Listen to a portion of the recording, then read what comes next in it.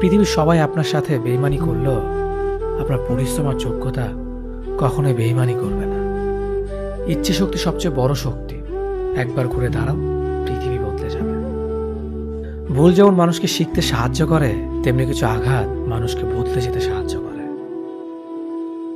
অতীতের কথা ভেবে কষ্ট পাওয়া হলো আবেগ, আর অতীত থেকে শিক্ষা নিয়ে সামনে এগিয়ে যাওয়াটাই হলো বাস্তবতা। পরিস্থিতি যে কোনো সময় পরিবর্তন হতে পারে, তাই জীবনে কাউকে কষ্ট দিও না।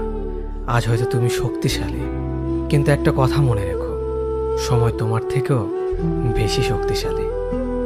নিজের হতাশার জন্য কখনো অন্যকে দোষী করো না, বরং নিজেকে দোষী করো অন্যের থেকে অতিরিক্ত আশা করার জন্য। যে তোমায় পছন্দ করে তার প্রতি সুযোগ নিও না। তোমাকে যার প্রয়োজন তাকে ব্যস্ততা দেখিও না। যে তোমায় ভরসা করে তার সাথে প্রতারণা করো না। যে সবসময় মনে রাখে তাকে কখনো ভুলে যেও না। সত্যি কথা বলতে, যে আমাকে ঘৃণা করে তাকে ঘৃণা করার মতো সময় আমার কাছে নেই। কারণ যারা আমায় ভালোবাসে, আমি তাদেরকে ভালোবাসতে সবসময় ব্যস্ত।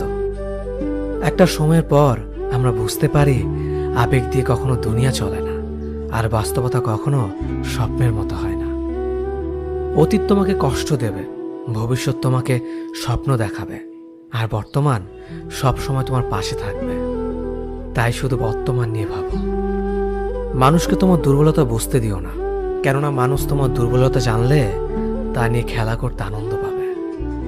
পৃথিবীর জীবন নামক নাট্যমঞ্চে সবাই এক একজন অভিনেতা অভিনেত্রী, শুধুমাত্র চরিত্রগুলো ভিন্ন।